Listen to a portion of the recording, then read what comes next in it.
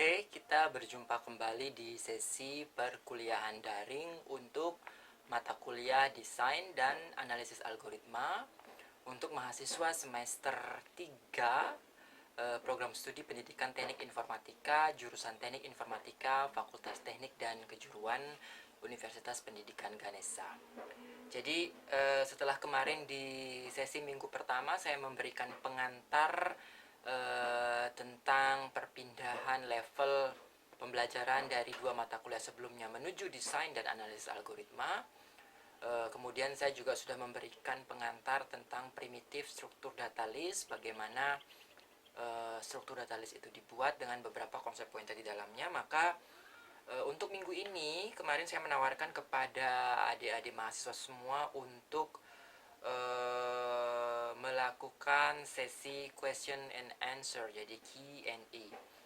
Adik-adik sudah mengirimkan masing-masing satu pertanyaan tentang materi yang sudah diterima sampai di pengantar kemarin. Artinya saya ingin melihat apakah ada sedikit pemahaman ketika struktur data kita berpindah dari yang statik ke dinamis. Demikian juga tentang hal-hal yang akan saya sampaikan di kuliah DAA ini ya.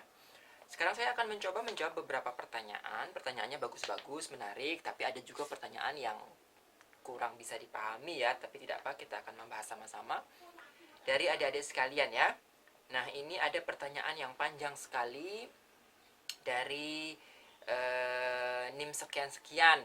Adik-adik tahu sendiri. Pertanyaannya adalah, seperti yang telah dijelaskan pada video primitif struktur data list, bahwa kapasitas penyimpanan array tidak bisa ditambah atau dikurangi dan status pemesanannya harus didefinisikan sebelumnya. Apabila dalam pembuatan struktur data nanti kapasitas penyimpanan tidak sesuai dengan yang diharapkan di tengah proyek, maka bagaimana cara pemecahan hal tersebut? Dan bila kita memperkirakan pemesanan elemen akan terjadi peluang kapasitas berlebih, akankah berdampak buruk pada struktur data yang dibuat?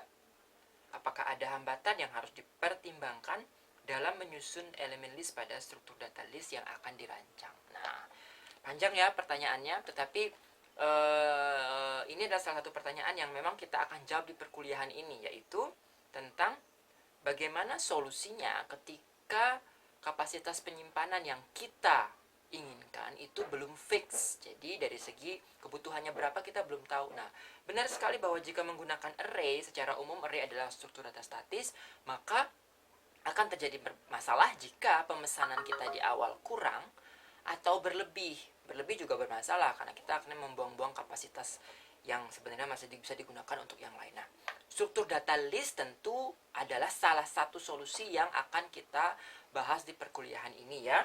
Adik-adik nanti setelah sesi tanya jawab ini, di materi berikutnya kita akan mulai masuk ke algoritma struktur data list. Tentu saja dimulai dengan algoritma apa? Insert dan delete. Jadi bagaimana menambah dan mengurangi secara dinamis kapasitas dari struktur data list tersebut ya. Secara umum dapat saya sampaikan bahwa struktur data list memungkinkan untuk melakukan itu. Jadi adik-adik bisa menambah kapasitas di tengah perjalanan, kemudian mengurangi kapasitas. Kenapa? Sebenarnya tidak mengurangi ya, artinya memang kita hanya menggunakan alokasi memori saat memang sudah diperlukan ya. Jadi kalau mau sederhananya, kemarin ya saya menggambarkan struktur data list dengan kondisi seperti ini kan. First harus diketahui, first ini akan membawa kita ke elemen pertama dari struktur data list. Kemudian kotak ini akan seolah-olah membawa kita ke alamat berikutnya yang disimpan ya. Dan selanjutnya hingga akhirnya struktur data list itu berakhir di elemen terakhir yang ditandai dengan elemen next ini adalah nil.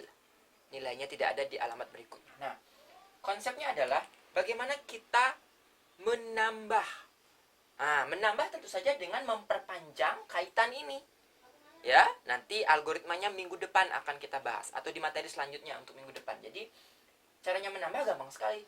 Tinggal dikaitkan. Jadi, kita akan membuat pointer yang awalnya nil ini menjadi pointer baru tentu setelah alokasi berhasil. Jadi, seolah-olah ya kita ciptakan sebuah alokasi baru. Kalau berhasil berarti adik-adik mendapatkan alokasi memori tersebut. Kemudian tentu alamat yang kita dapatkan ini harus disimpankan oleh elemen yang sebelumnya ada. Nah, ini kan sebelumnya hanya menyimpan elemen nil. Maka ini yang harus kita update sehingga dia menunjuk ke yang berikutnya. Nah, dengan cara itu list kita sekarang menjadi 4 elemen. Kemudian hal yang paling bagus lagi adalah kita tidak hanya bisa menambahkan elemen itu di akhir. Kadang-kadang ada permintaan bahwa elemen list yang baru itu akan muncul di awal. Jadi ini istilahnya adalah insert first element, yang ini insert last element. Bahkan kita bisa menginsert di antara elemen-elemen sebelumnya. Apakah itu memungkinkan? Mungkin. Jadi kita mengalokasikan kembali di sini dengan elemen yang baru, ya, mendapatkan alamat. Alamat ini tinggal kita simpankan kepada siapa yang memang posisinya Anda inginkan. Jika Anda ingin bahwa elemen baru ini akan menjadi elemen nomor 2, ya, kalau di struktur data array melakukan itu apa bisa? Bisa, tetapi cost-nya besar sekali. Kenapa? Untuk menaruh elemen baru di posisi tengah-tengah menginsert, maka Anda harus melakukan apa? Algoritma geser elemen. Kenapa? Karena yang awalnya elemen nomor 2 harus menjadi nomor 3, yang nomor 3 menjadi nomor 4. Sementara kalau di sini, secara manajemen memori, kita tidak melakukan penggeseran pada elemen yang sudah ada sebelumnya. Tinggal mengupdate kaitan pointer ini. Yang awalnya dari elemen yang ini menunjuk ke elemen yang ini, maka kalau kita mau yang ini, kita akan melakukan updating dia ke sini dan dia yang ke sini. Sehingga kalau dilihat jembatannya dari first akan ke sini, kemudian ke sini. Seolah-olah inilah yang sekarang menjadi elemen nomor 2 dan ini nomor 3, tanpa melakukan penggeseran posisi alamat dari seluruh elemen yang tidak terpengaruh lainnya. Ya, nah itu secara umum dulu. Detailnya nanti di algoritma insert element. Nah, jadi menuliskan panah-panah dan memutus kaitan-kaitan inilah yang menjadi bagian dari algoritma kita nantinya. Tidak boleh salah langkah. Kalau salah langkah, jembatannya putus, datanya hilang. Nah, itu intinya ya. Tadi apalagi pertanyaannya? Apakah ada hambatan yang harus dipertimbangkan dalam menyusun elemen list pada struktur data yang akan dirancang? Hambatannya yang pertama ya tentu apakah alokasi memori tetap bisa terjadi atau selalu bisa berhasil. Ya belum tentu, namanya memori selalu bisa habis. Akan tetapi setidaknya dengan struktur data list kita memastikan bahwa penggunaan memori pada waktunya, jadi lebih efisien tentunya ya. Tadi apa? Jika kapasitas penyimpanan berlebih kalau struktur data array, apakah berdampak buruk? Ya tentu berdampak buruk. Kenapa? Karena kita membuang-buang alokasi memori. Misalkan memesan array 1000 atau matriks 1000 kali 1000 yang isinya tidak sebanyak 1000 kali 1000, tetapi ruang penyimpanannya kita pesan seperti itu, ya akan berdampak buruk pada performansi dari program yang kita buat. Oke. Nah, sekarang kita masuk ke pertanyaan kedua. Jika sebuah elemen data yang dihubungkan dengan link pada linked list atau node memiliki lebih dari satu variabel pointer, apakah hal tersebut dapat menimbulkan error? Nah, pertanyaannya saya ganti ya. Jangan dapat menimbulkan error, tapi pertanyaannya, bolehkah sebuah elemen list pada linked list artinya list yang terkait ini, mengandung 2 pointer? Yang saya contohkan kan berapa pointer? 1. Oke, pertanyaannya bagus sekali. Jawabannya adalah boleh. Ya, jadi walaupun ini primitif struktur data list. Apa maksudnya primitif? Artinya yang paling sederhana. Minimal yang Anda punya kalau mau menyimpan data dengan struktur data list, at least terisi satu komponen di bagian struct-nya ini. Bagian struct satu kotak ini adalah sebuah pointer. Kenapa? Karena at least saya bisa berpindah dari rumah kos satu ke rumah kos lain dengan menanyakan alamat di pointer tersebut. Nah, sekarang pertanyaannya, apakah ada struktur data list yang menyimpan lebih dari satu pointer? Ada sekali, ya. Nah, sekarang saya akan jelaskan. Itulah fleksibilitas dari struktur data list. Sebelumnya, saya hanya menjelaskan primitif bahwa sebuah elemen list setidaknya terdiri dari 2 kotak.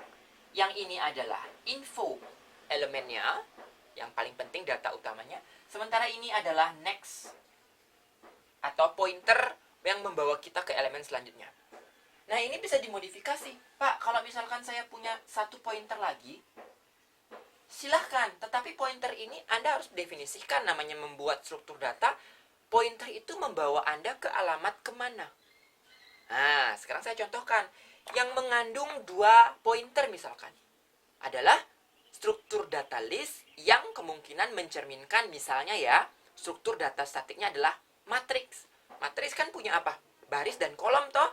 Nah, sekarang bagaimana kita membuat struktur data matriks tetapi dalam bentuk list, artinya dinamis. Berarti Anda membuat seperti ini. 2.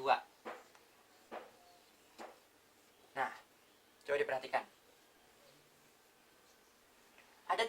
Ada tiga ruang per elemen listnya. Kenapa? Karena yang ini adalah info, yang ini adalah next, misalkan next row, alamat pointer yang membuat kita berpindah ke baris selanjutnya dari matriks. Sementara yang ini akan membawa kita adalah next column. Jadi ada 2 pointer. Ya, nah kalau digambar sekarang, next row sama next column ini seperti apa?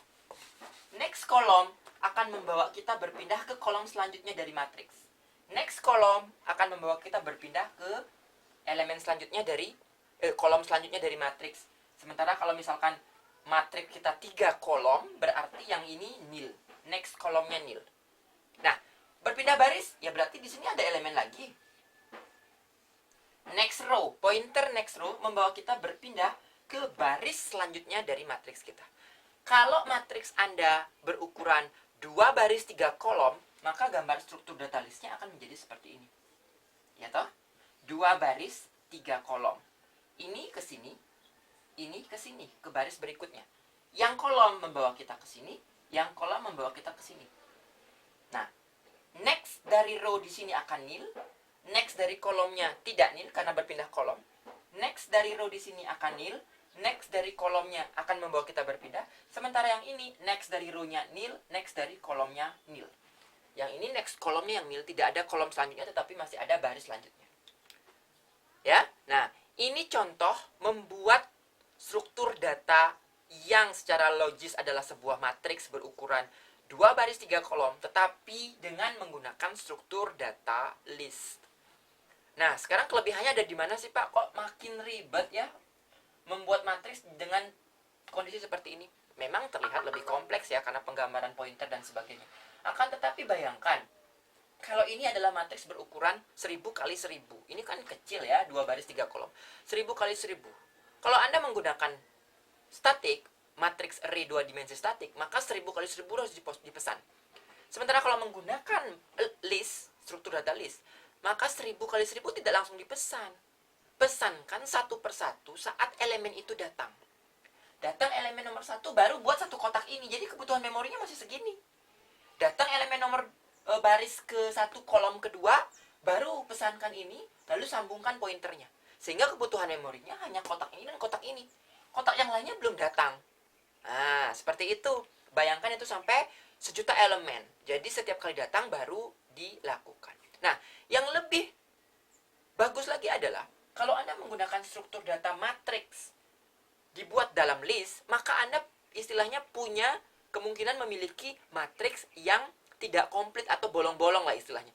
Kalau Anda bikin matriks dengan struktur data statik, maka penuh ya, elemennya terpesan semuanya walaupun belum ada isinya. Tapi kalau ini misalkan contoh, Pak, ternyata elemen baris kedua, kolom kedua itu nggak ada, tapi yang datang duluan elemen baris ke 2, kolom ketiga. Jadi ini nggak ada, Dik.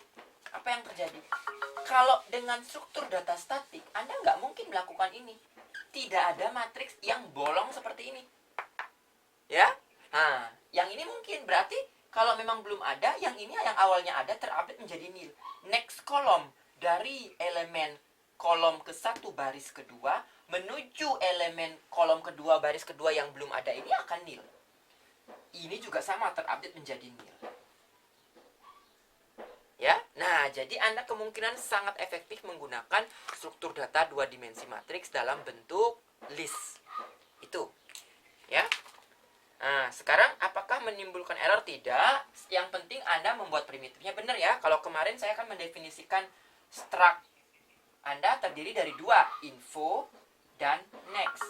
Sekarang yang harus ditambah, info, misalkan ini adalah next column dan ini adalah next row. Nama-nama info, next column, next row itu bisa dirubah, tidak harus itu. Itu adalah tipe bentukan ya. Jadi komponen tipe bentukan biasanya memang dinamai info dengan next yang paling primitif.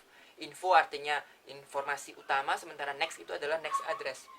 Kalau sekarang Anda pingin 3 komponen, ya infonya satu, next ke kolomnya satu, next ke row-nya satu.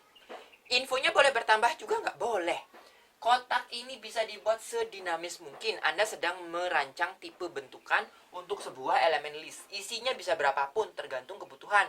Informasi apa yang Anda simpan, berapa buah informasi, dan berapa alamat yang harus Anda buat untuk membuat dia bisa bercabang, berpindah ke elemen-elemen yang lainnya.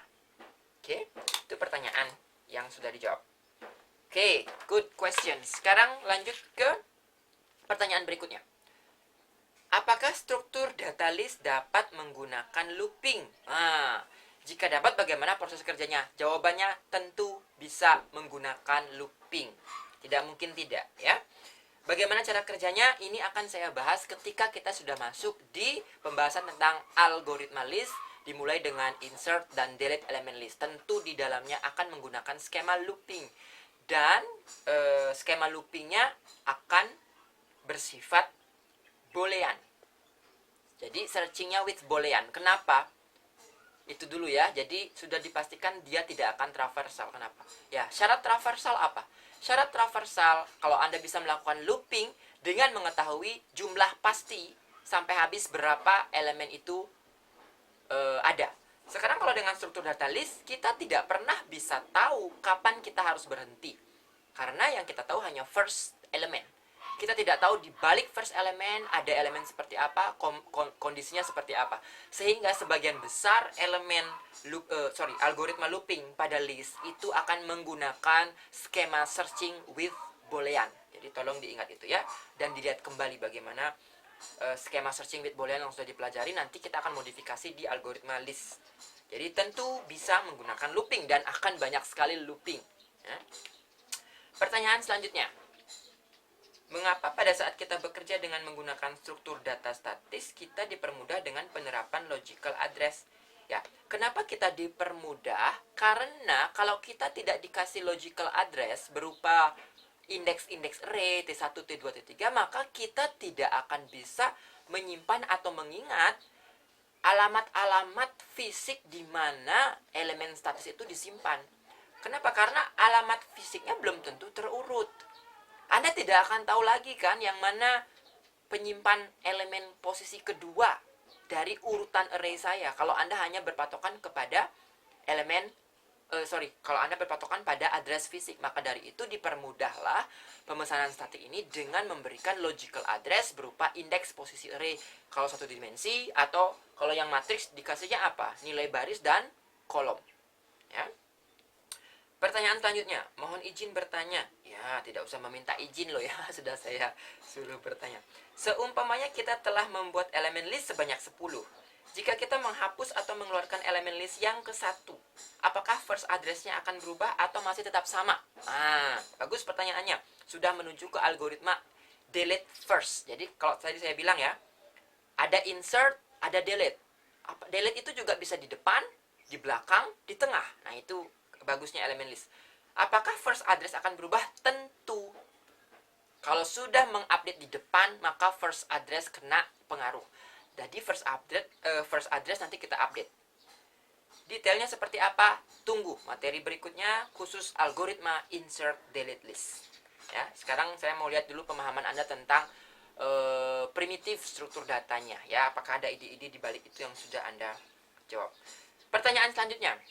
Primitif dari sebuah elemen list harus dikomposit sehingga tidak hanya menyimpan integer saja, tetapi juga sebuah address elemen list selanjutnya. Benar? Elemen list pertama disebut first. Pertanyaannya, jika kita ingin mengetahui elemen list terakhir yang hanya mengandung integer, apakah kita hanya bisa mengecek satu persatu dari first elemen ke elemen terakhir? Bagaimana jika elemen list ribuan? Apa solusi yang dapat menyelesaikan masalah ini? Oke, jadi ini pertanyaannya sudah mengandung konsep bagaimana kita sampai di elemen terakhir. Ya, nah, jadi benar sekali. Kalau saya ralat dulu ya statementnya yang menyatakan bahwa kita ingin mengetahui elemen list terakhir yang hanya mengandung integer. Nah, itu agak kurang tepat. Elemen list terakhir tidak hanya mengandung integer, tetap mengandung info dan next address. Tetapi nilai next address-nya di-assign dengan nil. Ya.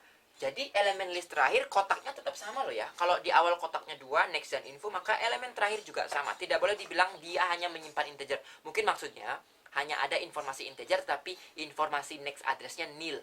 Tapi tetap ada ya, informasi pointer tetap ada, tetapi nilainya nil. Sementara kalau yang ada lanjutannya akan ada alamat gitu ya, tapi tetap membutuhkan pointer.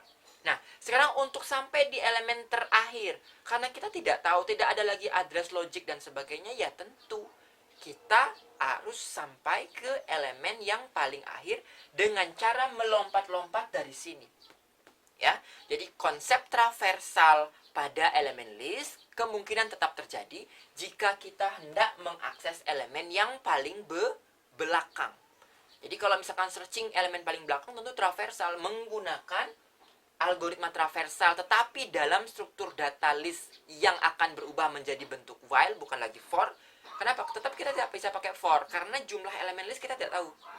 Ya, yang kita tahu adalah penanda bahwa kita sudah di akhir gara-garanya ada address nil pada next-nya. Tetapi kita tidak bisa menggunakan skema traversal dengan for, tetapi tetap menggunakan while. Ya. Nah, jika elemen listnya ribuan, apa solusi yang dapat menyelesaikan masalah ini?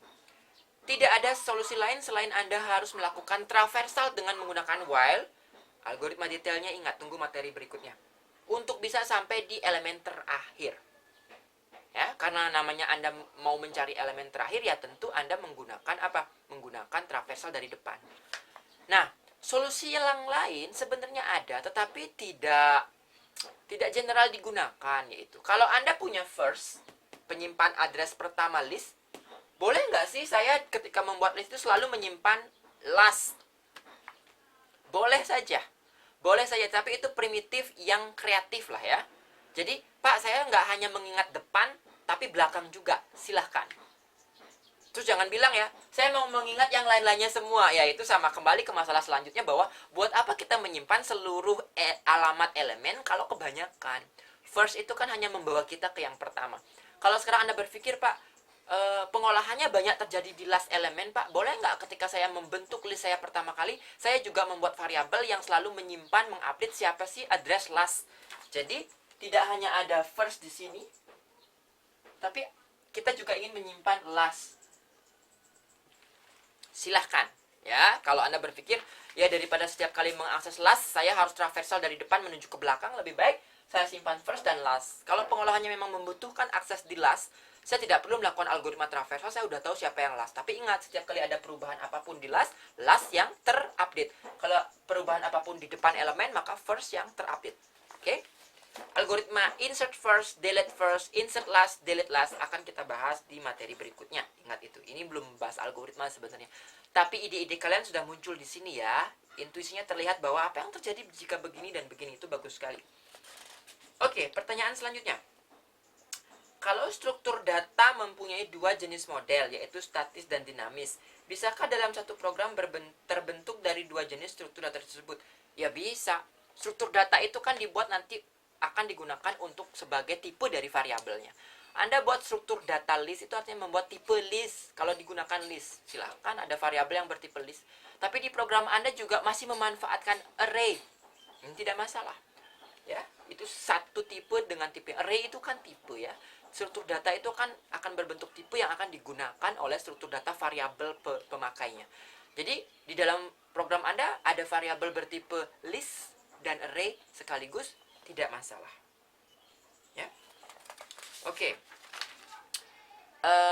Pertanyaan selanjutnya. Mengapa algoritma rekursif sangat penting dalam melakukan desain algoritma dan desain dan analisis algoritma seperti itu? Jelaskan. Waduh, ini kayak soal ujian untuk saya. Jelaskan. Oke, di awal rasanya saya kasih ya di pengantar.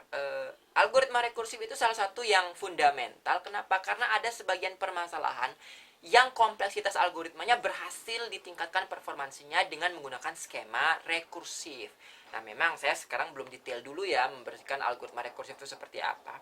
Tapi intinya Mengapa sangat penting? Karena ada beberapa skema solusi yang sebelumnya dikerjakan dengan algoritma konvensional, struktur konvensional, akhirnya bisa dipecahkan dalam kompleksitas yang lebih baik. Kompleksitas artinya boleh dibilang sederhananya sekarang Anda belum tahu kebutuhan waktu, eksekusinya lebih cepat dengan menggunakan skema rekursif. Oke. Jadi itu dulu tahap 1 dari pertanyaan ini supaya tidak terlalu panjang filenya. Saya lanjutkan di sesi yang berikutnya.